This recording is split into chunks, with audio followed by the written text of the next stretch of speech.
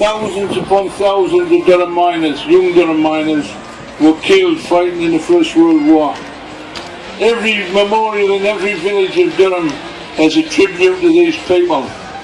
Similarly, the Second World War. But the First World War was a fight that we had to win and we didn't win. There were lions led by donkeys, I think they were expressed at one time. Our youth today are the main people that we have got to support. Our youth are getting destroyed.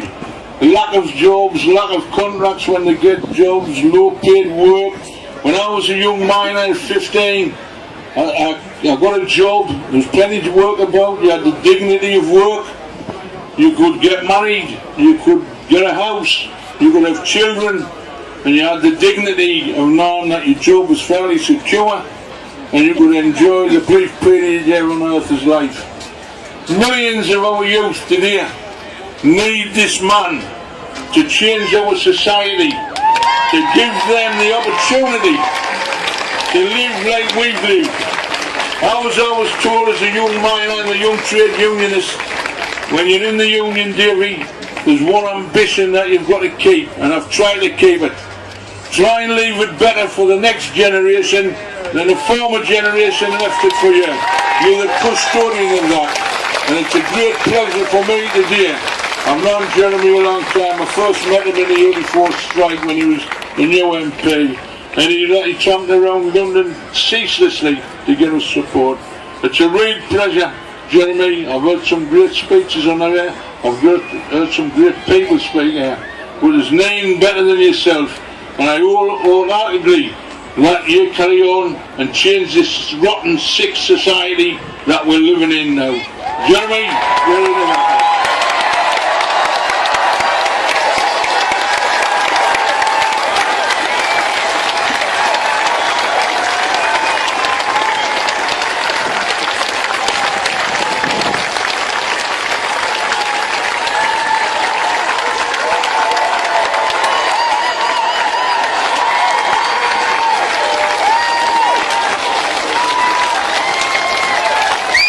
Thanks, friends. Thank you for inviting me to the 132nd big meeting here in Durham. We owe a massive debt of gratitude to Davy and all the team at the Durham Miners Association for keeping the big meeting going, for keeping the principle of the festival of the whole community going. The great traditions of the mining union and the mining industry brought together with all the other struggles and joys that we have together. When we do things together, when we're united together, we are very strong together, and we change things because of that. Last year, I came to speak on a very brief visit because we were running all over the country as part of the leadership campaign for the Labour Party. And I want to say thank you very much for the great reception we had last year. And I want to say thank you because we won the leadership of the Labour Party.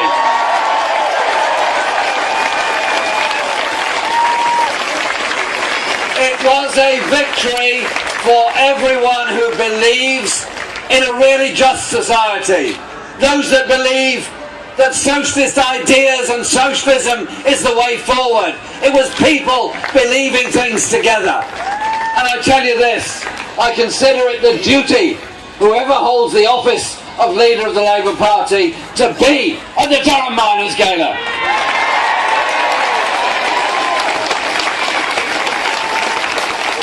And so we will all be here together when we have elected a Labour government in Britain. Today is about solidarity. Solidarity of the mining industry. The banners and the bands that marched through the city this morning all show the struggles that so many have been through. For recognition, for safety, for justice. Those miners who died in unnecessary accidents because the greedy pit owners weren't interested in safety, only in profits they could make from the coal. Those banners are etched with sadness and with the shame of those that made so much at the expense of the lives of so many miners. And we're here also to commemorate the 1984-85 miners' strike. As Davey said, we had a solidarity movement all over the country, and indeed all over the world, supporting the miners in Britain.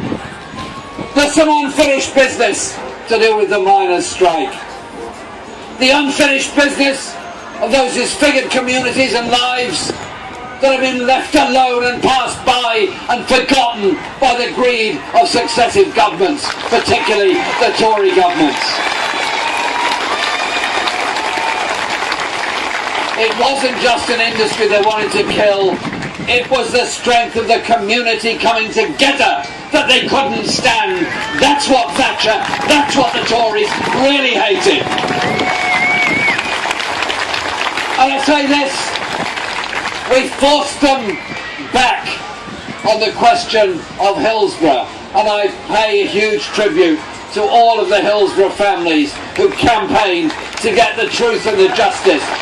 Working class communities coming together to get the truth of what happened. And those in the GMB and other unions that fought back against the blacklisting of workers because trade unionists stood up for fellow workers.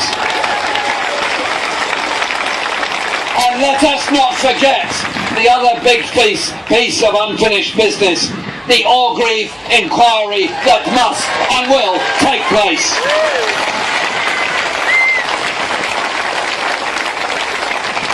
The miners' strike taught us a lot. It taught us a lot about how ordinary people living in poverty in inner city Britain, starving in mining communities, or in great trouble elsewhere in the world, recognised the struggle of the mining communities and came together with support, with money, with food, with solidarity, with all of that. And so it is a great tradition of the big meeting that there are international speakers. And I was so pleased and I'm so proud to follow my good friend Napoleon Gomez in what he said on behalf of the miners of Mexico. He cannot go to Mexico because it's not safe for him. He's not allowed there. He leads the union from exile. But such is the faith in him and the union of the miners of Mexico, he is re-elected time and time again. And he gave you all a warning of what happens when big business decides it will run the trade system of the world. The enfranchisement of global corporations through NAFTA is exactly what is being planned through the Transatlantic Trade and Investment Partnership. We don't have enemies who are working in factories and mines in the USA and Mexico or anywhere in Europe. They're our friends, they're our compatriots, they're the people we share solidarity with. We don't need a trade treaty that empowers global corporations at the expense of democratic governments and democratic society.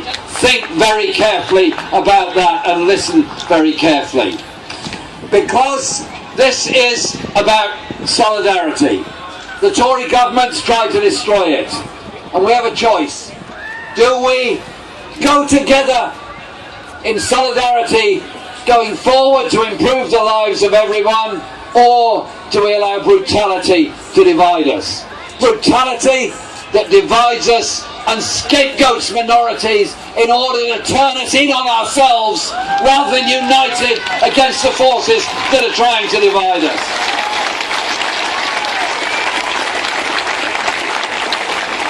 There is much that's very brutal in modern Britain. The way in which, by underfunding care for the elderly, many who need good quality, decent support and care don't get it because it's not there for them.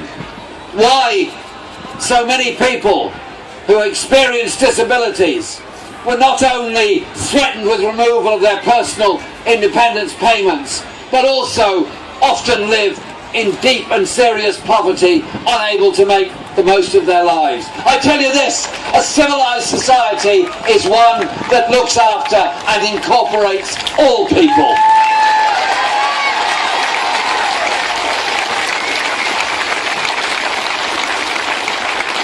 We have a DWP system, a welfare system that is brutal in the extreme.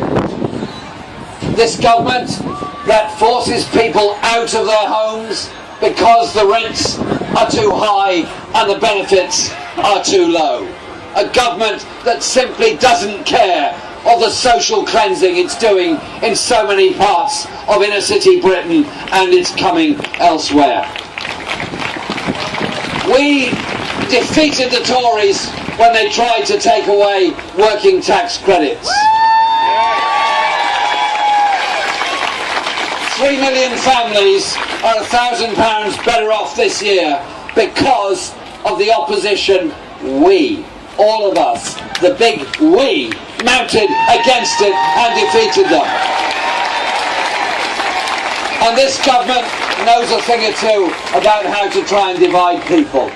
If you took a map of modern Britain and coloured it in with the areas of greatest poverty and the areas of greatest wealth, and overlaid it with a map of the areas that have suffered the greatest cuts in support for local government expenditure with the areas that have had the least, they would be exactly the same. The poorest areas are being cut the most, the richest areas are being cut the least.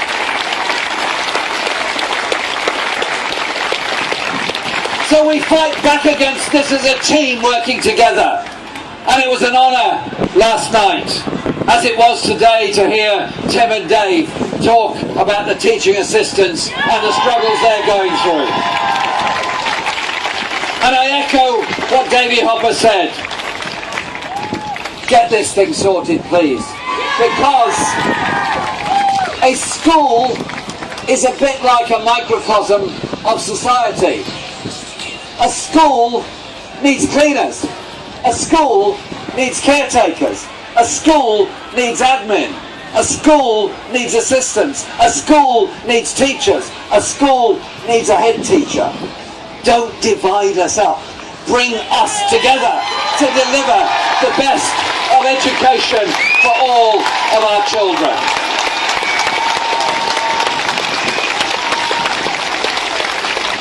This year, the economic and welfare policies of this government will drive, wait for this figure, another 200,000 children into poverty.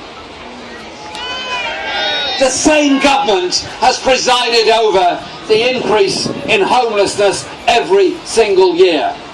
People tell me that Labour will be very appealing when it stops talking about these kind of things and starts talking about something else.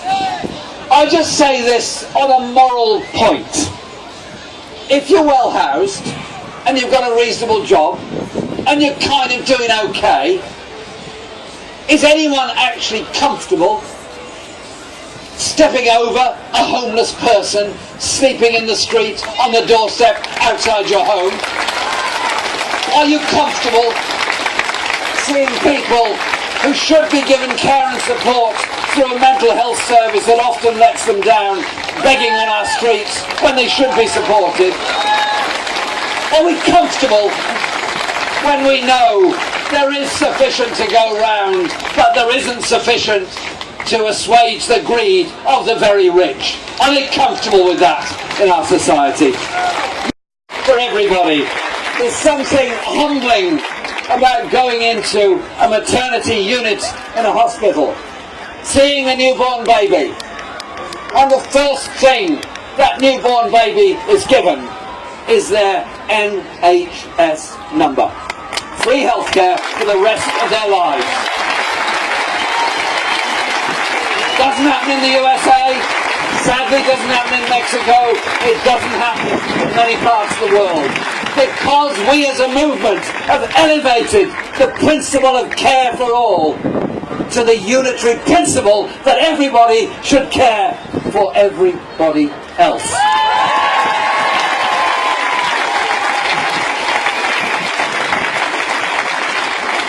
Solidarity in action. It's on every banner, every poster, and the heart of every member of every union that is here today. We built the National Health Service. We brought in comprehensive education on the basis that we don't want our children divided up like sheep and goats at 11. We want our children growing up, educated together, understanding each other, understanding different contributions we can all make to a community. And it was a Labour government led by Harold Wilson and the legislation brought in by Jenny Lee that established the Arts Council and the Open University, because that government believed, I believe, we believe, that education for all is a right, not a privilege. So we stand for that society that will do things in a very different way. Too many people and too many communities are being left behind in modern Tory Britain. Too many areas where skilled jobs existed, industries have died, and good jobs have not been replaced. There's a lot of debate about what's happening in the Labour Party at the present time, and I'm inundated with questions all the time, and I have patience that is infinite to answer questions and questions. But one I got today really did puzzle me. They said, are you coping with the pressure that's on you? I simply said this: there is no pressure on me, none whatsoever. Real pressure is when you don't have enough money to feed your kids, when you don't have a roof over your head, when you're wondering if you're going to be cared for, when you're wondering how you can survive, you're wondering how you're going to cope with the debts you've incurred, you're wondering if your lovely employer is going to give you a call to give you a couple of hours work, or not bother, or change their mind when you're on the bus on the way to do their job. That is the real pressure in our society.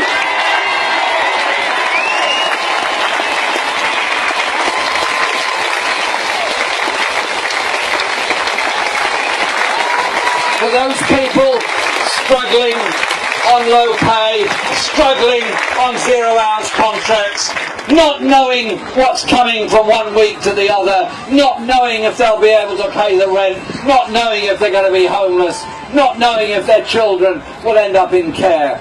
That's the kind of brutal pressure that's put on people every day of the week in this country.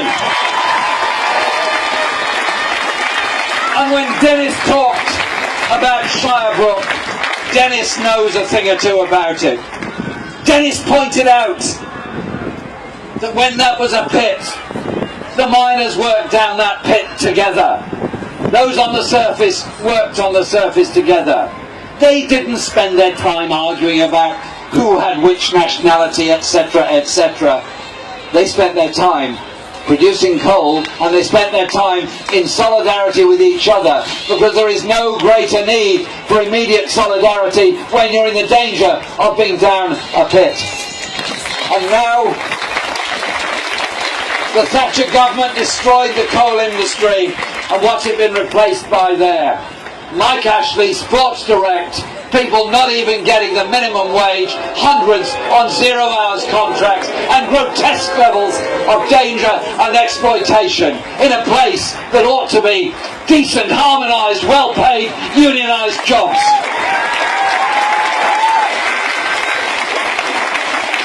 So if anybody says that unions don't matter, think of the parallel of the great struggle to found the National Union of Mine Workers, to bring together the area associations and the way it brought about national pay bargaining and national conditions. I say to anyone who thinks a union is not for them, one day you might have an accident. Sadly, it might happen to you. One day an employer might be unreasonable towards you. You're then going to need a union. Don't wait for that day, join now. Dennis pointed out that after the Second World War, this country was basically bankrupt. The national treasure had been rinsed out to pay for the war. But the post-war Labour government had a different way of doing things. It said, we have to build a society where everyone matters. Therefore, an economic policy of full employment, of public ownership, of major industries, an economic policy that enabled a national health service to come around and be here for all time, council housing to be built to give people secure homes, to eliminate the worst aspects of poverty within our society. Somewhere over the past 20 years, 30 years maybe, we've kind of lost our way a bit.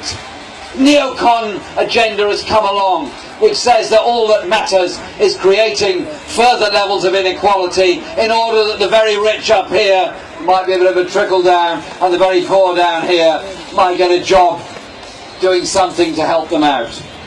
We're told that austerity is necessary and we've all got to be punished because of the excesses of the bankers in 2008, 2009. Well, I want to say thank you to John McDonnell and his team for saying what it's true. Austerity is a political choice, not an economic necessity. And that we don't have to accept the rolling back of the state. We don't have to accept the rolling back of everything that we believe in. And we need a government that recognises the inequalities that exist within our society. Not just the big economic inequalities I've talked about, but the regional ones as well. Why is it in Boston, Lincolnshire, the average hourly income is £4 less than the national average? Why is it that there's 44 times more public investment going into infrastructure in the southeast than there is in the northeast? Why is it we have these degrees of inequality? Surely we need a government that will bring the country together, that will invest in all the regions of the country, that will invest in the infrastructure and the industries that we need, and recognise the skills and the talents that are there for all people. So we bring people together by investing in them. We build solidarity amongst all of us. There's been some horrible, horrible incidents over the past couple of weeks in this country. Hate crime, racist attacks, attacks on synagogues, mosques, and many, many other places. An attack on a synagogue, an attack on a mosque, an attack on a church, an attack on a school, an attack on a minority is, in reality, an attack on every one of us and the kind of society in which we wish to live.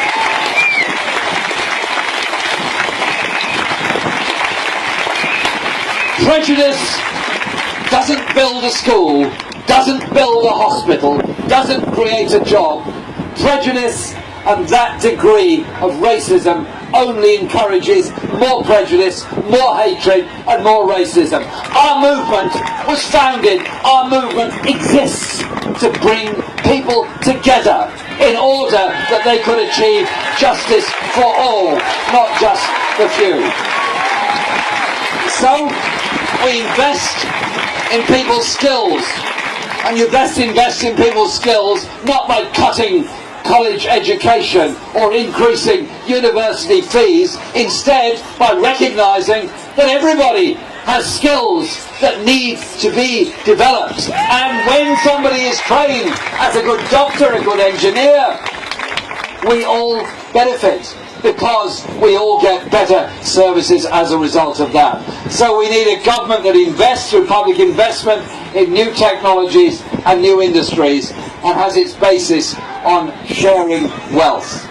We cannot be a civilized society until we eradicate the scourge of the depression of high unemployment, of underemployment, the scourge of children living in poverty, of pensioners having to choose between heating and eating in winter, of people not knowing what their hours of work will be from one week to the next.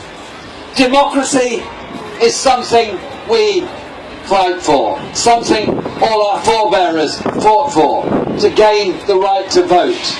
There's a complete line of connection between the Great Reform Act of 1832, the Factories Act of 1840, the Education Act of 1870, the National Insurance Act of 1908, the National Health Service Act of 1948, the Equalities Act of 2010.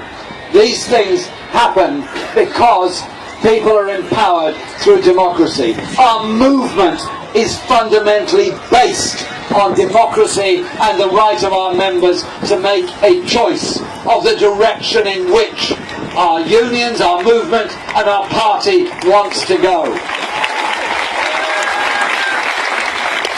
So we recognise our solidarity in struggle. We recognise the need to defend our human rights and the human rights of others all around the planet. So we don't walk away from international obligations on human rights. We strengthen them, because strong human rights helps to prevent war and helps to prevent the disfigurement of so many people's lives. And we work for the concept of a society, a community, where everyone matters. Every child deserves security, health, education, and the ability to expand their imagination. Ours is not just an economic endeavour and an economic set of principles. It's about the way we live and about the genius that's in all of us. In art, in music, in poetry, in culture, in thought, in theatre, in song, in dance. Look at the miners' banners today, the art that was on them and is on them. Look at the music we heard today and the genius that's within that. So our society is also about ensuring real cultural freedom for everybody to gain that expression. That's what brings us together and helps us to create a better and stronger society. Davy finished on a very important point. I was brought up to believe that our job was to do our best in our life. Our job was to try and make the world a better place during our life, that our children's generation would have a better standard of living and more opportunities than we had. And they in turn would do the same for their children. The onward march of using and harnessing science and technology for the good of all, not the enrichment of the few. And so why are so many of our young people being told, sorry, but there might not be a health service there for you, there might not be sufficient pensions there for you, you might be deeply in debt because you tried to get an education.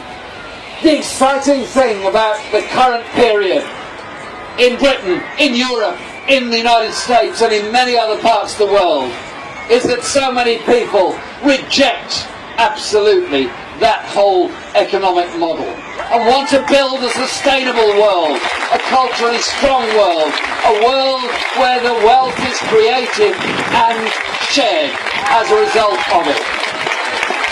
Those that fought for the miners' unions in the 19th and 20th century to gain that recognition and gain that safe working conditions and so many other things did an amazing job. And as a previous speaker said, yeah, the mines may have been closed, but that spirit of unity, that spirit of doing things together, that spirit of community lives on in the hearts of every one of us here today at the Durham big meeting for the 132nd time. Thank you very much indeed.